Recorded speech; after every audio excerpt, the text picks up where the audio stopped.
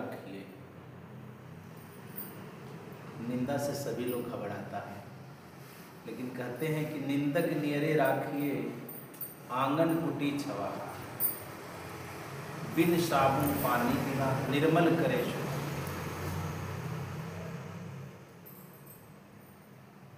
आगे कहते हैं कि कब हम पंडित निंदिया।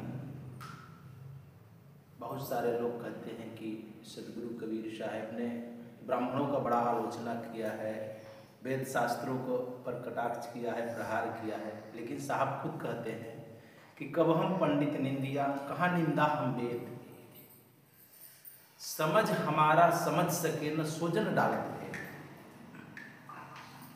तो पहली बात है कि निंदा अगर हमारी होती है, अगर कोई हमारी आलोचना करता है तो उससे घबराना नहीं चाहिए कि हमें फलाने आदमी ऐसा कह रहा है।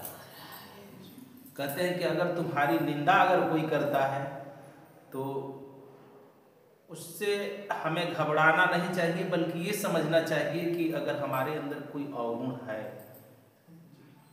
तो कम से कम वह व्यक्ति का तो ध्यान गया। जो हमें समझ में नहीं आता था वह बातें वह व्यक्ति निंदा करके तो बताया, तो कम से कम उससे क्या होता है कि हम सजग होते हैं कि आगे से फिर से ऐसा गलती हम नहीं करेंगे। तो इसमें कोई निंदा की तो बात नहीं। तो कहते हैं कि उससे तो हमारा बिना साबुन का, बिना पानी का हमारा अंतर शुद्ध हो जाता है कि चलो कम से कम ये व्यक्ति तो हमारी बात बताई कि जो हमसे भूल हो रही थी या हमसे जो गलती हो रही थी, तो कम से कम उसके बारे में तो हमें सजगता आ गई। इसलिए साहब कहते हैं कि निंदक नियरे राखे। कहते हैं कि ऐसे व्यक्ति को अपने सदा नजदीक रखना चाहिए, क्योंकि निंदा तो दूसरा नहीं कर सकता है। निंदा तो वही करेगा जो हमसे काफी समझदार है, हमसे ज्यादा हमारे बारे में समझ रहा है या हमारी ख्याल रखता है। दूसरा क्यों किसी के बारे में चिंतन मनन करे। तो शायद वो कोई गुरु ही हो सकता है जो कि मेरी निंदा करे, दूसरा तो कोई करेगा नहीं। दूसरा क्यों करेगा, क्या पड़ी है उसको कि हम तुम्हारी निंदा करें। लेकिन आजकल वैसी बातें नहीं है। कितने लोग तो मजा लेने के लिए भी निंदा करते रहते हैं कि ऐसा चलो उनकी चर्चा करें, क्योंकि कान भी लोगों की तरह तरह के हो गए हैं। कान, क्योंकि कान रसिक होता है, तो पर निंदा सुनने में बड़ा ही आनंद आता है लोगों को। उनके कान रसिक हो जाते हैं तो रस ढूंढते हैं, तो उनको कुछ नहीं मिलता तो निंदा ही करने में रस ले लेते हैं। लेकिन आगे साहब कहते हैं कि कब हम पंडित निंदिया। कहते हैं कि अगर सत्य बात को, अगर कोई सच बात को कहता है तो उसमें निंदा करने की क्या बात।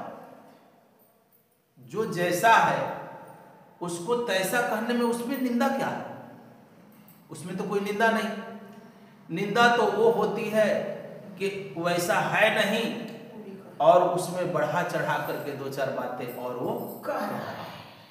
लेकिन सदगुरु कबीर साहब स्वयं कहते हैं कि कब हम पंडित निंदिया। हम तो किसी की निंदा नहीं किया, जैसा ब्राह्मण लोग यहाँ कर रहे थे वही बातें। और पंडित तो सदा पूजनीय है, क्योंकि पंडित की, क्योंकि किसी जाति को पंडित नहीं कहते हैं। अगर तुम जाति की बात करते हो तो फिर फंसते हो, क्योंकि जात से तो कोई पंडित नहीं हो सकता, कर्म से ही कोई पंडित होता है। इसलिए कहते हैं कि कब हम पंडित निंदिया, कहाँ निंदा हमने। और वेद की तो हम जरा भी आलोचना नहीं की, बस जो बातें जैसी लिखी थी उस बात को उसी तरह कहकर मैंने दर्शाया। अगर वेदों में हिंसा लिखी है तो मैंने बताया कि भाई हिंसा लिखी है, तो इसमें कौन सा मैंने निंदा कर दिया। अगर वेदों में आती है बातें कि जीव जीवस्य भोजनम, तो अगर जीव जीव का आहार है ऐसा अगर लिखा है, अगर ये बातें मैंने अगर कहा तो इसमें निंदा करने की कोई बात नहीं है। जैसा था वैसा कर दिया। लेकिन साहब कहते हैं कि जो मूल बातें थी वो लोग तो पकड़ नहीं सका, जो उसमें सीखने योग्य थे। क्योंकि एक साधक को तो चाहिए कि जो वस्तु धारण करने योग्य हो उसी को धारण करना चाहिए। साधक तो कहते हैं साहब कि साधु ऐसा चाहिए जैसे सूप सुहा, सार सार के गहे थोथा दी उड़ा। सूप देखते हैं ना आप लोग घरों में जब फटकते हैं तो जो अच्छी वस्तु होती है उससे ग्रहण कर लेता है, और जो पहिया होता है, कटकर होता है, तो वो क्या करता है, बाहर फेंक देता है। तो एक साधक को भी अगर शास्त्र से ज्ञान अगर अध्ययन करना चाहिए, शास्त्र का भी अध्ययन करना चाहिए, सत्संग में भी जाना चाहिए। तो शास्त्र में अगर जो योग्य बातें हैं उसे अपने जीवन में धारण करना चाहिए। सत्संग में हम जाते हैं, सत्संग में जो हमारे योग्य है, जो हमें जीवन में धारण करना चाहिए, जिस रास्ते पर चलना चाहिए, उसे अपने जीवन में अपनाना चाहिए व्यक्ति को। जो हमारा योग्य नहीं समझ में आ रहा है कि नहीं ये गलत है, उसको छोड़ देना चाहिए। उस पर टीका टिप्पणी की कोई जरूरत नहीं कि वह बात क्यों कही गई, किस लिए कही गई, क्या कारण था, तो उस पर वो परिस्थिति और वो हालात बताती है, उस पर तो हमारा कोई टीका टिप्पणी नहीं होना चाहिए। जो हमें धारण कर रहा है, तो एक साधक को तो यही चाहिए कि जो सत्संग में अच्छी बातें मिली हमको, वो एक एक शब्दों को अपने जीवन में उतारना चाहिए। हम सब दिन कितने दिनों से सत्संग सुनते रहते हैं, लेकिन फिर भी हमारा जीवन नहीं बदलता, जैसे कि तैसे तुम पड़े रहते। अगर कोई व्यक्ति, अगर कोई साधक है, गुरु उपदेश लेकर के अगर सुमिरन भजन नहीं करता है, अगर कोई कहता कि फलाने सुमिरन भजन नहीं करते, तो इसमें निंदा करने की क्या बात है? नहीं करते हो इसलिए तुम्हें कह रहा, करते तो फिर क्यों कहता? कोई कहता है कि सत्संगी हो करके सत्संग में नहीं जाते, नहीं जाते इसलिए कह रहा, जाते तो क्यों कहता? इसमें निंदा की तो कोई बात ही नहीं। तब जो व्यक्ति होता है, जो उसको बीमारी पकड़ी है, कोई हमारे बारे में क्यों इस तरह से बातें कह दिया, वो एक प्रकार की बीमारी है, तो चलो हम जाएंगे ही नहीं, छोड़ो आज के बाद हम जीवे नहीं करेंगे, तुम ही जाओ, तुम ही देख लो, तो वो उसकी बीमारी है, वो उसके भीतर की बीमारी है, उससे हमें कोई प्रयोजन नहीं, हमारा कोई प्रयोजन नहीं। तुम्हारे भीतर क्रोध आ रहा है तो तुम्हारा ये बीमारी है, हमसे उससे क्या लेना देना। तुम्हारे भीतर गालियां उमड़ रही है तो तुम्हारी रोग है, तुम अपना इलाज कराओ, उससे हमें क्या लेना देना, और तुम्हारे भीतर का रोग है। तुम्हारे अंदर में तमाम प्रकार की शंकाओं से तुम घिरे हो, तो तुम्हारी बीमारी है। तुम्हारे भीतर द्वेष भर रहा तो तुम्हारी बीमारी है, हम उसके लिए क्या कर सकते हैं? तो तुम उसी तरह से साधन भजन नहीं करते हो, तुम सत्संग में नहीं पहुंच पाते हो, तो तुम्हारी अंदर की बीमारी है कि हम क्यों नहीं पहुंचते हैं, क्यों, क्या कारण है। देखते हैं हम रास्ते में खड़ा होकर के क्या क्या बातें कर लेते हैं, घंटों 2 घंटों यूं ही बिता देते हैं ताश खेलने में, यहाँ उनकी चर्चा करने में। लेकिन सत्संग के लिए टीवी खोलकर बैठ जाते हैं, कहते सत्संग तो अभी टीवी में ही मिल जाता। गुरु के समक्ष होकर के जो उपदेश ग्रहण आदमी को गहन प्रभाव करता है, वो मोबाइल टीवी में नहीं होता है। तुम वहां मोबाइल में क्या पूछ लोगे, क्या कर लोगे? मोबाइल से देख करके ज्ञान तो गुरु समक्ष ही होता है, टीवियों में नहीं होता। तुम प्रतिदिन सुनते रहना, कुछ न होने वाला। इसलिए साहब कहते हैं कि कब हम पंडित निंदिया, हमने तो कभी ब्राह्मणों की निंदा नहीं की, कब निंदा हमने। कहते कि जो हम कहना चाहते हैं वो हमारी समझ को जो व्यक्ति नहीं समझ पाया, वही व्यक्ति सब दिन सत्संग सुनता रहा लेकिन अच्छा तो धारण न कर पाया और मेरी बातों को समझ न सका। मैं तो कहा कुछ और, लेकिन न समझ आने के कारण वो कहने लगा कुछ और। इसलिए बहुत सारे लोगों ने कहा कि सदगुरु कबीर साहब ने देवी देवताओं के ऊपर प्रहार किया। उन्होंने वो नई बातें कहा। अगर कोई व्यक्ति कहता हो कि गांव के मुखिया का खाली पावर पंचायत तक है, तो इसमें कुछ गलती है। उसने कह दिया कि मुखिया के न मानो, ऐसा तो नहीं ना कह रहा भाई। जो देश के मुख्यमंत्री है उसका पूरे राज्य में चलता है, प्रधानमंत्री है उसका पूरे देश में चलता, तो कोई किसी के स्टेज को बताना, इसमें किसी की निंदा नहीं करते। और कबीर साहब ने सभी देवी देवताओं के बारे में बताया। अगर उनसे नहीं मुक्ति है तो उन्होंने कह दिया कि इनकी पूजा करने से इनकी मुक्ति नहीं होती। तो इसमें कबीर साहब ने कहा कुछ कह दिया, जो जैसा था वही बात कह दिया।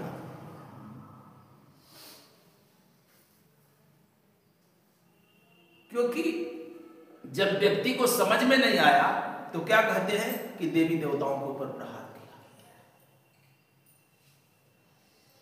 उन्होंने कभी कोई प्रहार नहीं किया, कभी शाप किसी देवी देवता के ऊपर, किसी धर्मों के ऊपर प्रहार नहीं किया। हाँ, गलत जो व्यक्ति जैसा कर रहा था, चाहे हिंदू हो या मुसलमान हो, चाहे किसी धर्म की व्यक्ति, उसके बारे में उन्होंने वैसा ही कहा वो जो कर रहा था। अब तुम हिंसा कर रहे हो तो हिंसा करने वाले व्यक्ति को तो हम नहीं कहेंगे कि पुण्यशाली आत्मा है। देवताओं के नाम पर तुम बलि दे रहे हो या खुदा के नाम पर तुम कुर्बानी कर रहे हो, तो इसको तो हम आंख से जो प्रत्यक्ष देख रहे हैं, तो इसको तो ये नहीं कहेंगे कि ये धर्म है। और तुम उसे धर्म कहोगे तो हम कहेंगे ही कि भाई जब इसको तुम धर्म कहोगे तो अधर्म किसको कहते हो, पाप किसको कहते हो। धर्म के नाम पर तुम सबकी गला काटते हो, मनुष्य का गला काटता है, अगर इसको तुम धर्म मानते हो, अधर्म किसको कहते हो, पाप किसको कहते हो। तो कहते हैं इसी बात पर वो कह रहे हैं कि हमारे समझ को व्यक्ति समझ नहीं सका, इसलिए इन लोगों ने बल्कि भेद डाला, यानी हमारी बातों को लेकर के फुटमती डाली। भेद डालना मतलब फुट डालना, कि इन्होंने सही बात नहीं कहा, बड़ा बेकार ही कहते हैं, हमारे धर्मों के ऊपर कटाक्ष करते हैं। ये बहरे की नगरी है। एक बार क्या हुआ कि एक गडेरिया था। अब आप लोग समझिएगा ये बातें ठीक से, शायद इस कहानी से समझ में आए। तो गडेरिया क्या किया कि बहुत सारी भेड़ को लेकर के जंगलों में चला गया चराने के लिए, और प्रतिदिन जाता था वो चराने के लिए। तो उस दिन भी गया।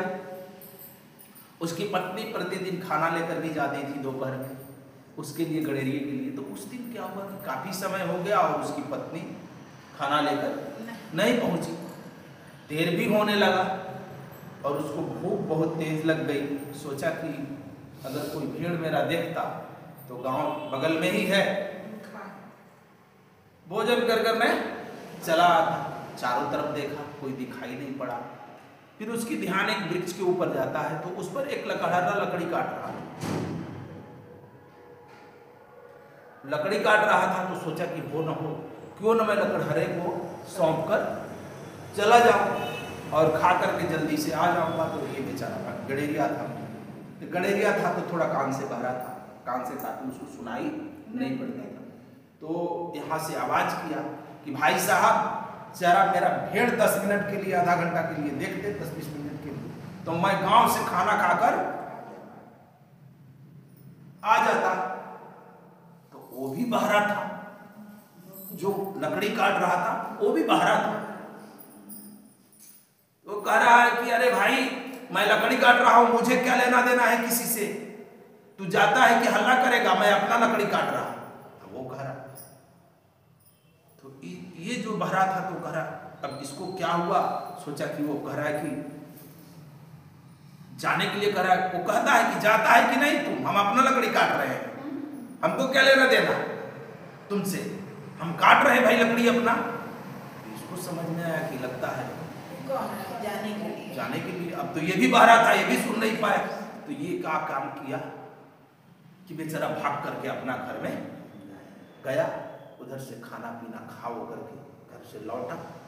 सारी भेड़ों की गिनती किया, सभी भेड़ ठीक थी, सभी भेड़ ठीक है। अब करे तो क्या करे, कहा कि भाई घर पर गया, घर से खाना खाकर लौट आया, बेचारा हमारी ईमानदारी से भेड़ा हो रहा, तो हो ना हो इसको कुछ दे दे भाई। इतना जो हमारा देख रेख किया तो उसको तो कुछ तो बनता ही है कि कुछ दे दे।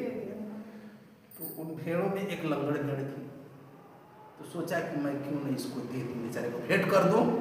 इतना अच्छा से देखा तो ये लंगड़ी भेड़ एक उठाया और ले करके, और सोचा कि लकड़हारे को मैं दे देता हूँ। तो लंगड़ी भेड़ लेकर आता है, कहता है कि भाई साहब आपने मेरा अच्छा से देख रेख किया, मेरा सभी भेड़ बराबर है, इसलिए ये भेड़ आप ले लीजिए, ये आपको मैं भेंट देता हूँ। उसने कह रहा है, जो वो बहरा था, कह रहा है कि अरे यार मैं तो तेरा भेड़ भी नहीं देखा, मैंने मार कर इसका टंगरी मैंने नहीं तोड़ा है, मैं इस भेड़ की टंगरी मैंने तोड़ा। करे अरे भाई ले लो ना। वो कह रहा कि मैंने नहीं तोड़ा, मैं तो देखा भी नहीं कि किधर गई किधर नहीं। कह रहा कि भाई ले लो, मैं दे रहा हूँ, प्रेम से दे रहा हूँ, ले लो। तो कहता है कि मैं मारा ही नहीं इसको, ये तुम्हारा कौन जाने कैसे लंगड़ हो गई, हमको क्या पता कैसे लंगड़। और बार बार दिए जा रहा है, कह रहा कि भाई साहब ले लो, इतना मेरे देख रेख की, मैंने घर से भोजन कर आया। वो बार बार कहे जा रहा कि मैंने नहीं मारा, मैं मारा ही नहीं इसको। इतने में एक व्यक्ति था, घोड़े पर बैठ करके चला रहा। अब वो व्यक्ति आ रहा था इधर ही, और दोनों आपस में लड़ रहे। तो कहते कि ठीक है, इसकी फैसला उस आदमी से हम करा लेते हैं। वो भी घोड़ा चोरी कर लेकर आ रहा था। सोचा कि लगता है घोड़े वाला है लोग।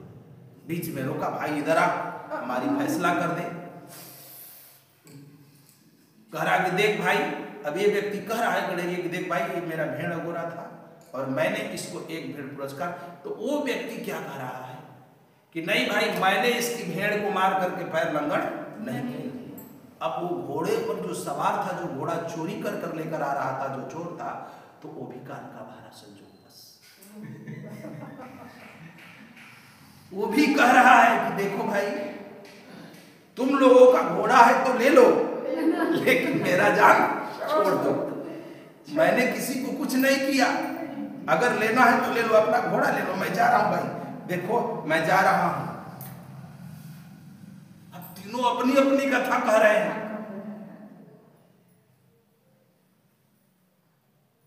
वो अलग कह रहा है, बोला कि मैं नहीं मारकर तोड़ा है, कह रहा कि मैं इसे दे रहा हूं। और जो घोड़ा लेकर आया था कहता कि अगर तुम लोगों का घोड़ा है तो ले लो, मेरे जान छोड़ दो। हाथ जोड़ रहा बेचारा। ऐसे ही ये बहरों की नगरी है। थोड़े देर के बाद में एक फकीर आता है, उसको लोग पकड़ता है, किधर आइए हमारी फैसला कर दीजिए। वो फकीर देखता है, सब लोग अपनी अपनी बातें कह रहा। गणेरिया अपनी बात कह रहा कि देखो भाई, मैं इनको भेड़ पुरस्कार दे रहा हूं। तो लकड़हरा अलग कह रहा है कि मैंने इसका भेड़ का मार करके पैर लंगड़ नहीं किया। और वो कह रहा है कि देखिए, अगर इन लोगों का घोड़ा है तो ये ले लो, हमारा जान छोड़ दो। वो भी चोरी कर आ रहा था। फकीर ने उनकी आंखों में देखा, घुड़सवार के पहले आंखों में देखा, उसकी आंखों में इतनी गहन शांति थी कि जब उनकी आंखों में देखा तो जो घोड़े चोरी कर आ रहा था, वो घोड़े पर फटाक करके बैठा और चला भाग। कहा कि ये आदमी अजीब सा मालूम पड़ रहा है। और जब गणेरिये के आंख में देखा तो गणेरिये भी अपना भेड़ लेकर के चला भाग कि पता नहीं ये क्या कर देगा, लगता है कुछ और आदमी है। फिर लकड़हरा भी भाग चला। तीनों के तीनों भाग गए। जब फकीर आया तो ये बहरे की नगरी है, संत कुछ और कहना चाहते हैं, और जब तुम्हारी उनकी बातें तुमको समझ में नहीं आती है तो तुम भी वहां से भाग जाते हो। कहते कुछ और है, सुन कुछ और लेते हो। तुम्हारा शास्त्र कुछ और कहता है, तुम्हारे संत गुरुजन कुछ और तुमको सिखाना चाहते हैं। तुम इतने बहरे हो, तुम इतने बहरे हो कि तुम सुन ही नहीं पाते हो। और जब तुम्हारी तरफ वो दृष्टि डालती तो तुम भी ठहरते हो, तुम भाग चलते हो, उठ खड़े होते हो। इसलिए साहब कहते हैं कि मैं जो कहना चाहता वो तो तुम्हें समझ में नहीं आ रही। मेरे समझ को तुम अभी तक समझा नहीं, और बल्कि मेरे ऊपर तुम तो निंदा का दोष भी लगाया। मैंने तो कभी किसी की निंदा ही नहीं किया, आलोचना ही नहीं किया। मैं तो ज्यों का त्यों रखा। साहब कहते ही ज्यों की त्यों धरी दीनी चदरिया, जैसा था वैसा मैंने कह डाला। और इसमें अगर तुमको लगता है कि मैंने कोई निंदा तो तुम ही हमारे गुरु हो, क्योंकि निंदक नियरे राखिए। शायद निंदा करने वाला व्यक्ति कभी न कभी उसको समझ में आ जाएंगे, लेकिन निंदा तो वही करता जो ज्ञानी होता है, जिसके पास ज्ञान है। जिसके पास ज्ञान होता है वही दूसरों का दोष देख सकता है, क्योंकि वो अधिकारी है उसका, दूसरा तो कोई अधिकारी नहीं। हम खुद गांजा दारू पीते हैं, दूसरे को कहते हैं तुम्हारे बेटा गांजा दारू पिया था, तो खुद के सुधरे नहीं, तुम दूसरे के बेटे को तुम सुधारने की कोशिश कर रहे हैं। तुम खुद गलत चलते हो, तुम खुद नियम में नहीं चलते हो, फिर तुम्हारे बच्चे भी उल्टे-पटांग काम करते हो।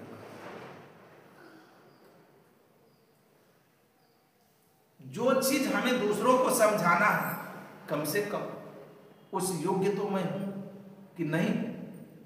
अगर व्यक्ति है तब तो तुम समझा सकते हो, और नहीं है तब नहीं है तो आलोचना करने की तुम अधिकारी कब से हो, और कर रहे तब इसका मतलब कि मेरे अंदर के अवगुण तुम्हें लेना पड़ेगा। दो में एक तो करना पड़ेगा, या तो तुम्हारी आलोचना से या तो मेरी जीवन सुधर जाएगा, या तो मेरी अवगुण तुम्हें खाना पड़ेगा। दो में एक होता है। मेरे अंदर जो भी है अवगुण तो तुम्हें खाना पड़ेगा, क्योंकि मेरा कचरा तुम धोने के लिए तैयार हो, तो मेरा कचरा तो तुम्हारे ऊपर ही जाएगा ना, कि और कहाँ जाएगा। या तो तुम्हारे पास वैसा समर्था है, तुम मेरी जीवन ठीक करो। इसलिए साहब कहते हैं कि ना हम पंडित निंदिया ना निंदा हम पे। हमने कभी पंडितों की निंदा नहीं की और ना ही हमने वेदों की निंदा की। और हम तो हमारी निंदा कोई आलोचना करता है तो हम कितने नाराज हो जाते हैं कि फलाने आदमी हमको तो ऐसा बोल दिया, कैसे बोल दिया। हम अपनी अवगुण भी धुलाना नहीं चाहते, उस पर भी नाराजगी हो जाता। कितने लोग तो ऐसे भी होते हैं, बड़ा उठ पटांगा बाबा जी बोलते रहते हैं, क्या जाना है, हम ऐसे ही ठीक है। तुम बेईमान हो इसलिए तुम्हें बेईमान बोला गया। तुमने अपने जीवन से बेईमानी किया, हमारा क्या बेईमानी करेगा। तुम खुद से बेईमानी की, अपने से बेईमानी कर रहे हो, अपना बिगाड़ रहे हो, उसमें हमारा क्या आता जाता। संतों का काम है जगाना, वो जगाते हैं, जीवन को जागरण करते हैं कि तुम जग जाओ, क्योंकि तुम्हें जाना है। और तुम क्या करते हो रात दिन वही काम करते हो जो तुम्हारे संग साथ नहीं होने वाला, उसमें तुम अस्त व्यस्त रहते हो। तुम्हारे जीवन दो कौड़ी का हो जाता है, जाते समय में तुम्हारी जीवन दो कौड़ी का होता है। कल मैंने बताया था कि जब तुम्हारी तेल और बाती खत्म होती है तो जीवन का अंधेरा बढ़ने लगता है, एकदम निकट चले जाते हो, तुम पीड़ाओं से भर जाते हो, दुखी होते हो। फिर तुम सदा यही सोचते रहे कि जीवन यूं ही ऐसे ही रहेगा, सदा आनंद में चलेंगे हम, जीवन ऐसे ही नहीं रहेगा। आने वाले कितने चले गए और जो आए हैं वो भी चले जाएंगे, जो है वो भी जाएंगे। कभी हम धर्म और कर्म दोनों में कभी नहीं लिप्त होते। न भजन भाव करने में मेरी रुचि होती है, ना ही धर्म कर्म करने में ही रुचि होती है। और सोचते हैं कि मेरे आने वाली पीढ़ी इतना होशियार हो कि हमारे धन का ठीक तरह से निगरानी करे। इसके लिए जरूर तुम दिमाग लगाते रहते हो कि हमारे जो बच्चे हैं उनका दिमाग इतना ठीक ठाक हो कि हमारा धन का इतना अच्छा से निगरानी करें, अगोर कर रखे कि इसको बढ़ाएं घटाएं मत। तुम यही जो तुम सीखे हो वही सिखाते हो। तुम इतना कमा कर न ले जा सका तो तुम्हारा पुत्र क्या लेकर जाएगा, वो भी नहीं लेकर जाएगा। लेकिन तुम जो उसको कूट कूट करके भरते हो अपने घरों में, कितना तुम ही उसे चालबाज बनाते हो, दूसरा कोई और नहीं बनाता। अगर बच्चा तुम्हारा है तो तुम जैसा बनाते हो वैसा वो बनता है। अच्छा तुम नहीं बनाओगे तो अगल बगल के लोग सिखाकर बना देगा, टेंशन मत लो। वो ज्यादा ही समझदार होते हैं क्योंकि उनकी ध्यान अपने बच्चे पर नहीं, दूसरे बच्चे पर ज्यादा होता है, दूसरों पर ज्यादा होता है। तो देखते शिकायतें भी देता कि आपका लड़का ऐसा हो गया, मैंने देखा ऐसा करते हुए, वो ये बातें करते रहता है। हमको भी ऐसे लोग कहते रहते हैं कि आपका सत्संगी ऐसा करता है। हमारा सत्संगी करता है, तुम कितना सुधरे हो। अपनी तो कथा कभी नहीं करता है, ऐसे कहता रहता है ना कि आप ही के आदमी है ना, आप ही के फलाने सत्संगी है, देखे तो सिगरेट पी रहे थे, देखे तो खैनी खा रहे थे, देखे तो गांजा पी रहे थे, ये कह देता है। लेकिन वो क्या करता है, वो दारू की बोतलें भी ढालता है, मांस मदिरा गांजा दारू सब चलाता है, तो जब मैं बोलता हूँ कि भाई हमारा है, तुम तो गैर हो, तो हाँ, तो तुमको पीने की छूट है क्या? कहता कि हम तो पी सकते हैं। हमने क्यों? वहां से लिख पढ़ कर लेकर आया क्या कि तू पी सकता? तू यहाँ पर मतलब अवगुण कार्य कितना भी हो करेगा, तुम्हारे ऊपर कोई दोष नहीं। संत का जो ज्ञान होता है वो सभी मनुष्यों के लिए होता है, कोई अपना पराया नहीं। कोई उसे धारण करने के लिए इच्छुक हो जाता है, कोई नहीं होता है।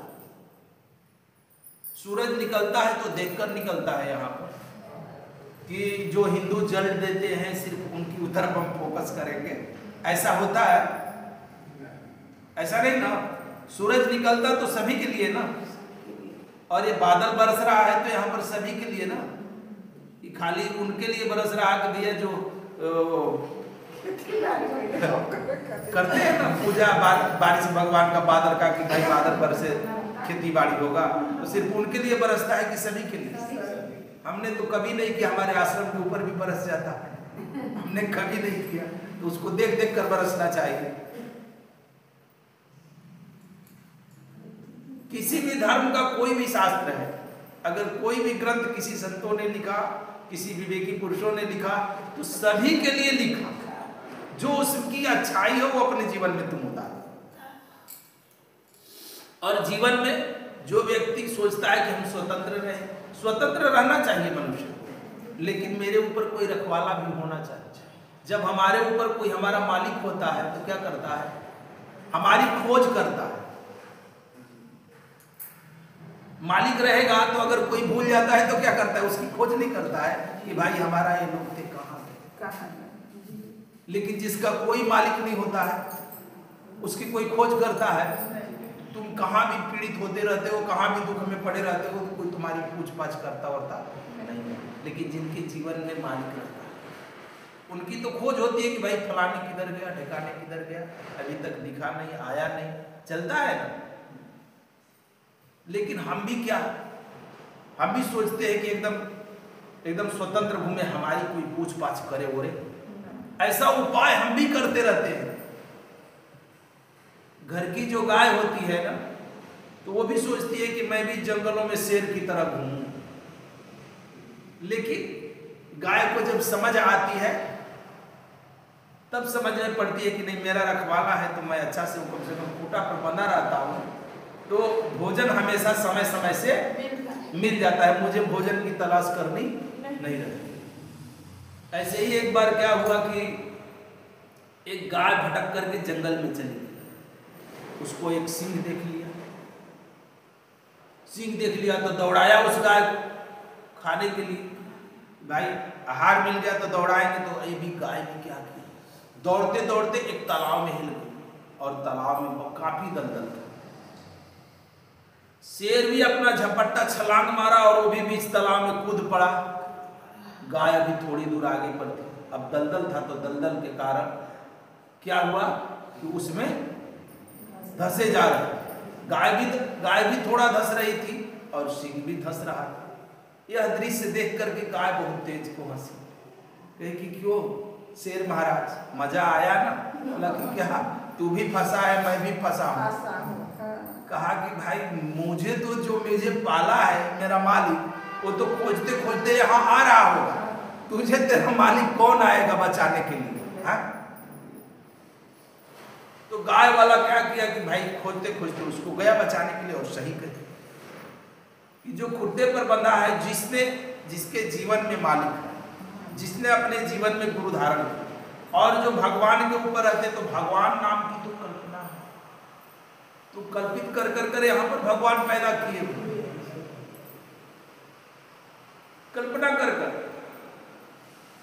तुम समझ सकते हो। जब यहाँ कोई नहीं था, जब कुछ नहीं था, और आज से 400,000 वर्ष की ये पृथ्वी, 4,000 नहीं कह रहा हूं, 400 नहीं कह रहा हूं, 400,000 की पृथ्वी है, और यहाँ पर जीव 3,000 3,500 वर्ष पहले इस पृथ्वी पर जीव आया। और मनुष्य तो समझो 4 लाख वर्ष पहले यहाँ आए। जब ये आए होंगे तभी की हालात समझो।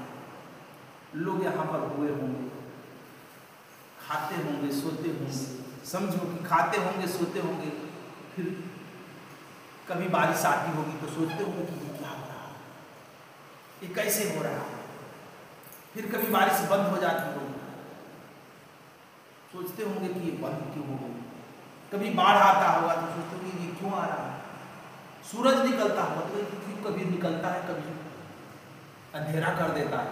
ऐसा उनको आश्चर्य लगता होगा तो किसी ने नाम रख दिया होगा, ये सूरज निकलता है तो रोशनी आती है तो सूरज नाम रख दिया।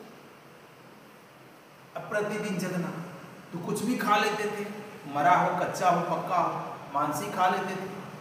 कोई फल ही तोड़कर खा लेते हो, यूं ही पड़े रहते हो। प्रतिदिन सोना जगना। अचानक एक दिन एक व्यक्ति नहीं जगा, समझ लो नहीं जगा, सब मिलकर जगा रहे हैं। 1 दिन हो गया, 2 दिन हो गया, 3-4 दिन में बास आ रहा तो सभी समझ गया, उसका नाम दे दिया कि मर गया। क्या नाम दिया? मर गया। तो सब लोग समझ गए कि मर गया, ये मर गया, इसको हटा दो, इसका मतलब मरना भी होता है। ऐसे ही तरह तरह के नाम देते हैं। उसी तरह से मतलब ये क्यों आपदा होती है, क्यों बाढ़ आता है, तो किसी ने कह दिया भगवान, ईश्वर ने बाढ़ लाता है, ईश्वर के चलते ये सब होता है। तब से नाम रख दिया ईश्वर, तब से चले आ रहा है। ये तुम्हारी ऐसे ही खोज करते करते यहां आए। तुम इतनी व्यवस्था में हो, ऐसे नाम रखते गए और तुम खोजते रहे भाई क्यों हो रहा है ये सब आपदाएं, तो भगवान ईश्वर के कारण। लेकिन कभी देखा नहीं, हुआ नहीं। और जो कुछ हुआ यहां पर गुरु, इसके अलावा कहीं नहीं पाया। और कभी कभी क्या होता है, जैसा तुम देखते हो वैसा कभी कभी नहीं होता, कभी कभी कुछ गड़बड़ी होती है।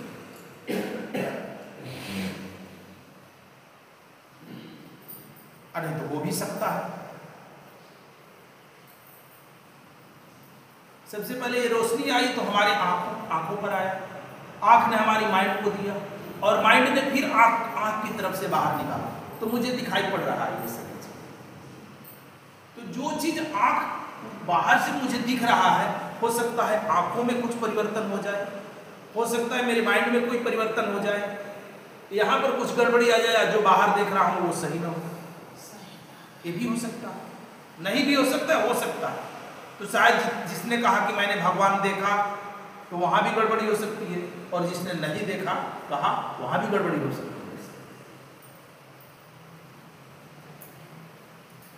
ये बातें असमंजस में, इस विषय में कुछ कहने योग्य नहीं है। लेकिन गुरु के समक्ष में तो निष्ठा एकदम निर्णय है कि भाई जहां सदगुरु है, जहां गुरु है, वहां तो हमें पहुंचना। इसलिए विशेष गुरु की महत्व दी गई इस जगत में। तो साहब भी कहते हैं कि कब हम पंडित निंदिया कहा निंदा हमने तो कभी किसी की निंदा आलोचना नहीं की, जैसा था वैसा कह करके उसका निर्णय दिया हमने, कुछ और कहा नहीं। इसलिए जीवन में व्यक्ति को अपना मालिक बनाना चाहिए, और गुरु की महिमा भी उन्होंने बहुत बड़ी बात,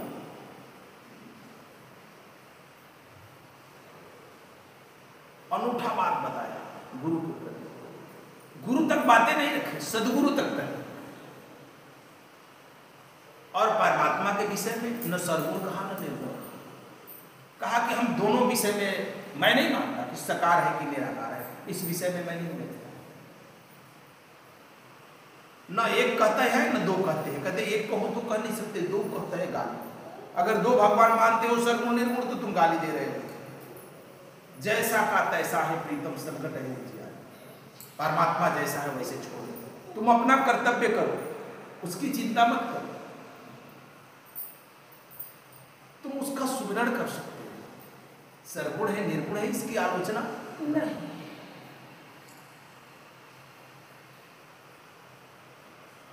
लेकिन यहां तो सर्वगुण निर्गुण एक दो, यहां तो लाखों करोड़ों भगवान तुम मेरे में पड़े।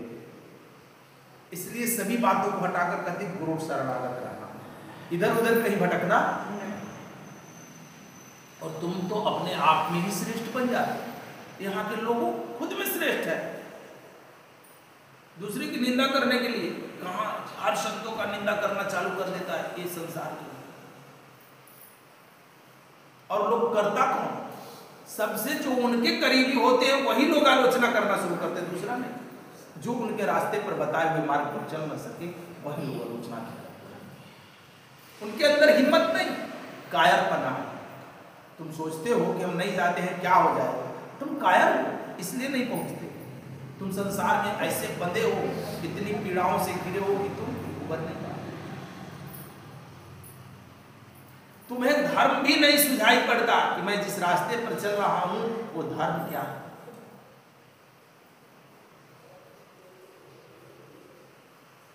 धर्म का मार्ग क्या है वो नहीं तुम्हें दिखाई पड़ता।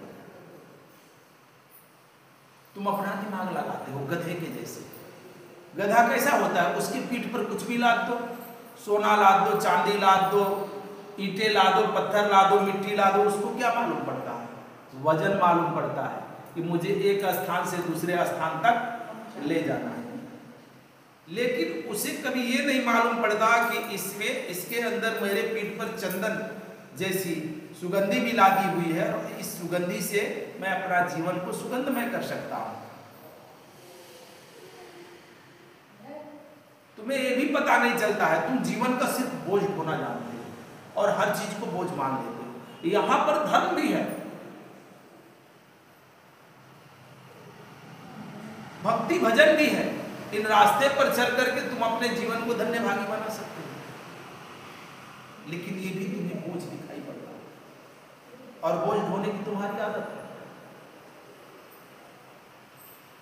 आप भी कहते हैं कि जस घर चंदन लादे उभारा, परिमल बास न जाने गवारा।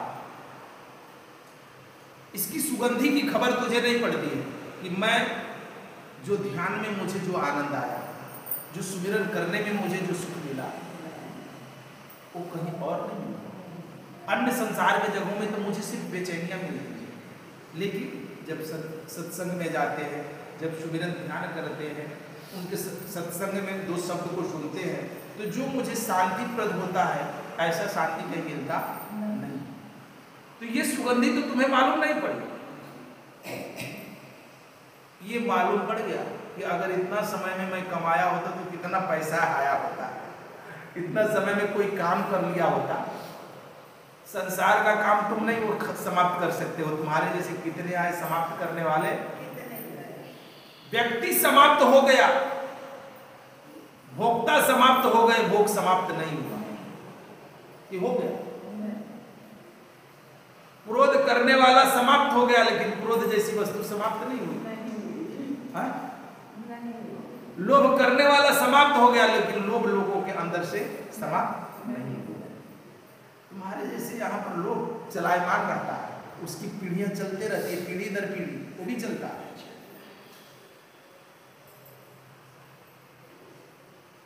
हम कभी ठीक तरह से धार्मिक भी नहीं हो पाते और हर जगह हम अपने धन की रक्षा का उपाय करते हैं। एक व्यक्ति था, उसका नाम था अनाथ पिंडक। एक व्यक्ति था तो उसका नाम था अनाथ पिंडक। अब वो अनाथ पिंडक गांव में एक संत थे, उनको जाता था सुनने के लिए। तो बड़ा ही धार्मिक प्रवृत्ति का था। वो क्या करता था कि हमेशा सुनने जाता था। और अनाथ पिंडक का मतलब ही होता है कि जो दुखी पीड़ित आदमी होता है उसको सहयोग करना। तो दान पुण्य भी काफ़ी करता था। अगर कोई दुखी था उसको भी सहारा दे देता था, किसी को धन की थोड़ी आवश्यकता पड़ती थी तो उसको भी दान पुण्य करता था। उसका एक पुत्र था, उसका नाम था काल। काल का मतलब होता है समय, समय यानी मृत्यु। तो उसका काल पुत्र था। तो वो कभी सुनने जाता नहीं था, संत के सत्संग में कभी सुनने को नहीं जाता। बाप ने सोचा कि भाई बेटा कुछ समझदार हो जाता तो मेरी जो प्रॉपर्टी है, जो जागीर है, इसकी देख रेख करता, उसकी रक्षा करता हो। लेकिन वो कभी जाता होता नहीं। तो एक दिन वो योजना बनाया, कहा कि क्यों ना इसको कोई प्रलोभन देकर के ले जाए। तो कहा कि तुमको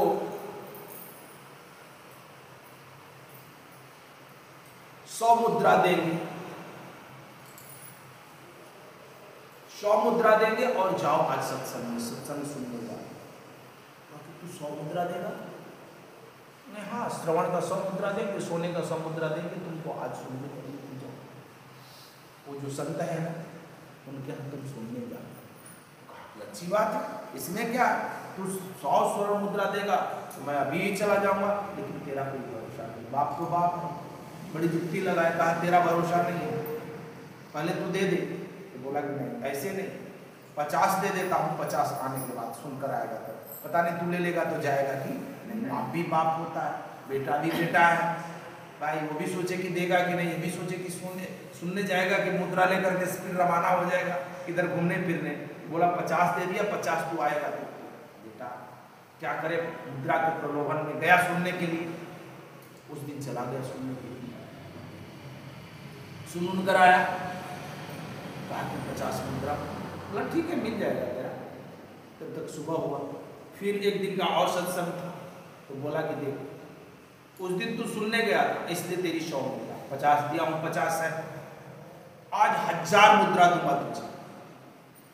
इसलिए तो जो संत के यहाँ तुम जा रहा सुनने के लिए, उसकी सारी बातें सुन करके मुझे आकर यहाँ सुनाए, तो तुझे 1000 स्वर्ण मुद्राएं देंगे। थोड़ा कठिन, लेकिन इसने भी हिम्मत किया कि क्या इधर उधर जाना, बाप बोली 1000 स्वर्ण मुद्राएं दे रहा है, चल चलते हैं सुनने के लिए। लेकिन कहा ख्याल कर, बरोबर जैसे सुनना वैसे ही यहाँ पर बता। बोला ठीक है, वो चला गया सुनने के लिए। अब गया तो थोड़ा ध्यान से सुनना पड़ा, क्योंकि बताना है वहां पर जाकर के।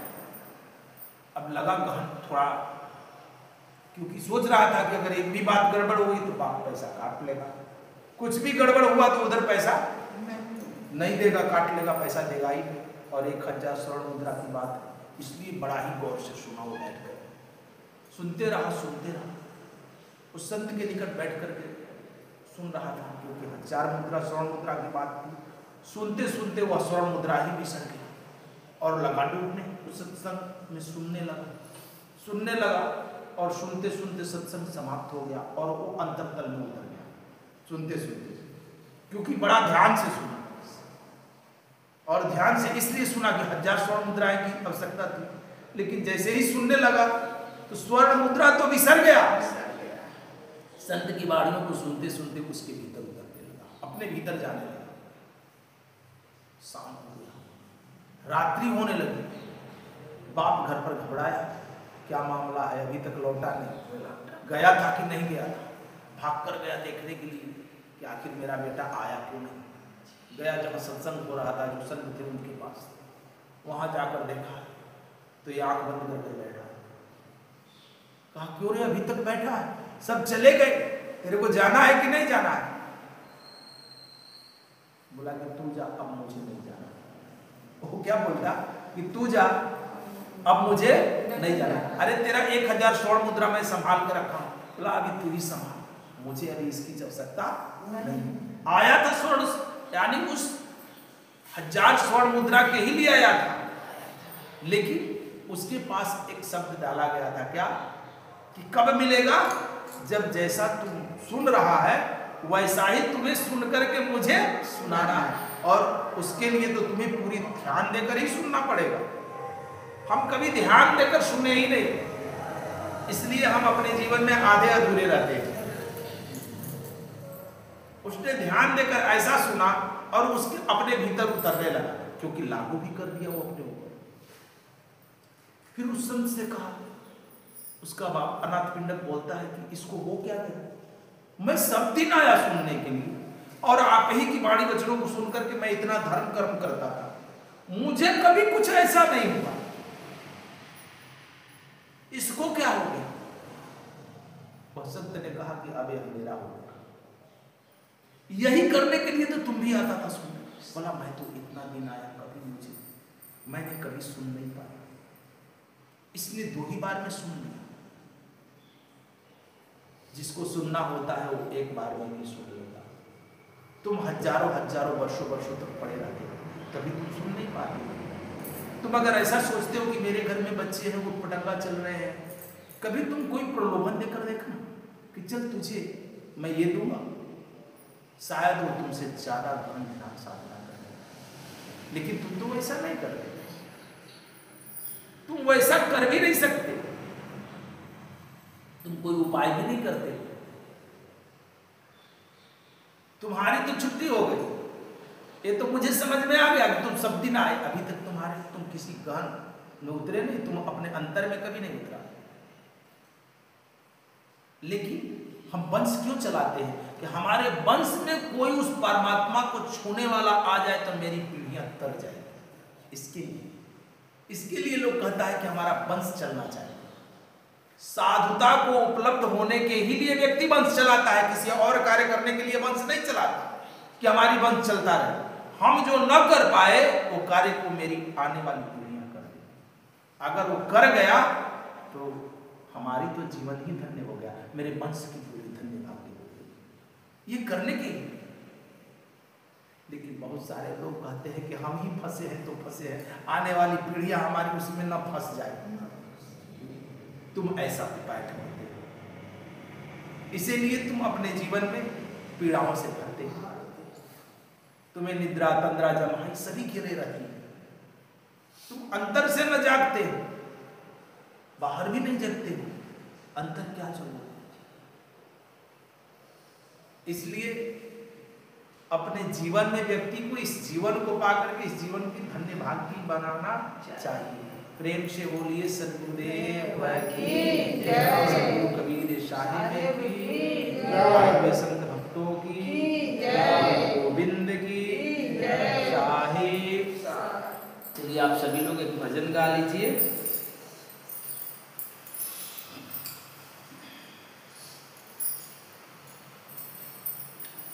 जिसको जीवन में मिला सत्संग है, उसको हर घड़ी आनंद ही आनंद है। जिसको जीवन में मिला सत्संग है, उसको हर घड़ी आनंद ही आनंद है। जिसको जीवन में मिला सत्संग है, उसको हर घड़ी आनंद ही आनंद है।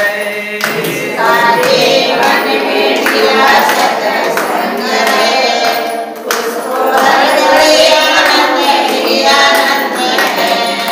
तुलसी मीरा कबीरा ने गाया, तुलसी मीरा कबीरा ने गाया, सूरदास ने दर्शन पाया, सूरदास ने दर्शन पाया। तुलसी मीरा कबीरा ने गाया, तुलसी मीरा कबीरा ने गाया, सूरदास ने दर्शन है पाया, सूरदास ने दर्शन है पाया। जिसको हृदय में राम नाम बंद है, जिसके हृदय में राम नाम बंद है, तो उसको हर घड़ी आनंद ही आनंद है। हर घड़ी आनंद ही आनंद है। जिसके हृदय में राम नाम बंद है, उसको हर घड़ी आनंद ही आनंद है। जिसके हृदय में राम नाम बंद है, उसको हर घड़ी आनंद ही आनंद है। जीवन में मिला सत्संग है, उसको हर घड़ी आनंद ही आनंद है। जीवन में मिला सत्संग है, उसको हर घड़ी आनंद ही आनंद है। जिसका जीवन ये सत्संग में ढल गया, जीवन या सत्संग में ढल गया, उसका पापों का पर्वत भी गल गया, उसका पापों का पर्वत भी गल गया। जिसका सत्संग में ढल गया, जिसका जीवन सत्संग में ढल गया, उसके पापों का पर्वत भी गल गया, उसके पापों का पर्वत भी गल गया। रोम रोमों में बस एक गोविंद है, रोम रोम में बस एक गोविंद है, उसको हर घड़ी आनंद ही आनंद है। रोम रोमों में बस एक गोविंद है, रोम रोमों में बस एक गोविंद है, उसको हर घड़ी आनंद ही आनंद है।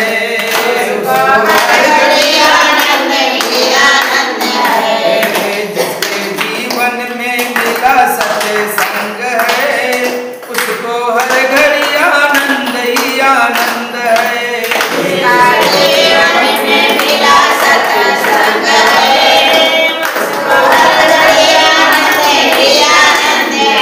रोम रोमों में बस एक गोविंद है, उसको हर घड़ी आनंद ही आनंद है।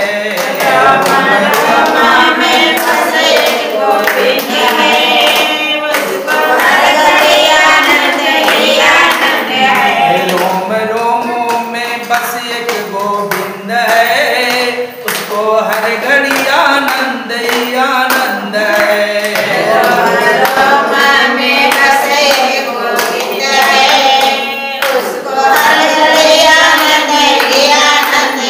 स्वर्ग जाने की इच्छा नहीं है,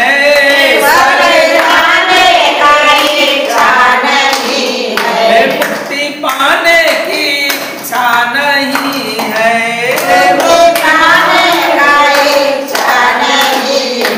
स्वर्ग जाने की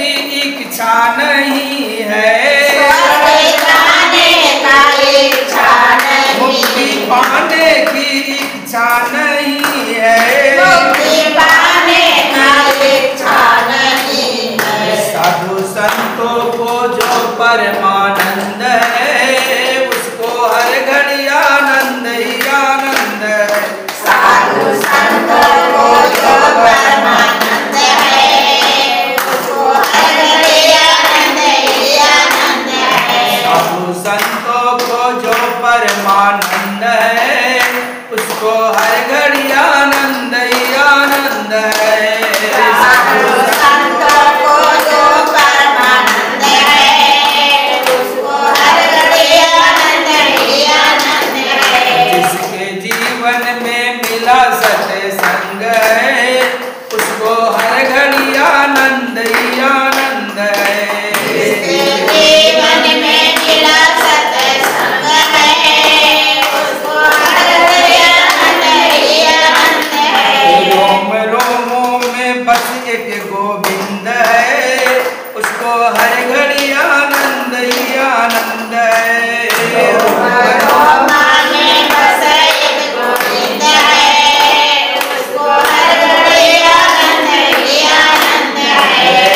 जिसके हृदय में राम नाम बंद है, उसको हर घड़ी आनंद ही आनंद है।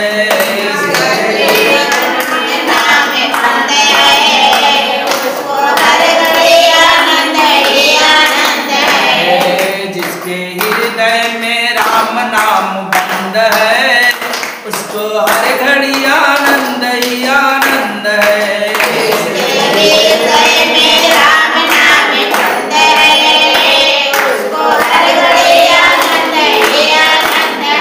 साधु संतों को जो परमानंद है, उसको हर घड़ी आनंद ही आनंद है। साधु संतों को जो परमानंद है, उसको हर घड़ी आनंद ही आनंद है। साधु संतों को जो परमानंद है, उसको हर घड़ी आनंद ही आनंद है। साधु संतों को जो परमानंद है, उसको हर घड़ी आनंद ही आनंद है। जिसके जीवन में मिला सत्संग है, उसको हर घड़ी आनंद ही आनंद है।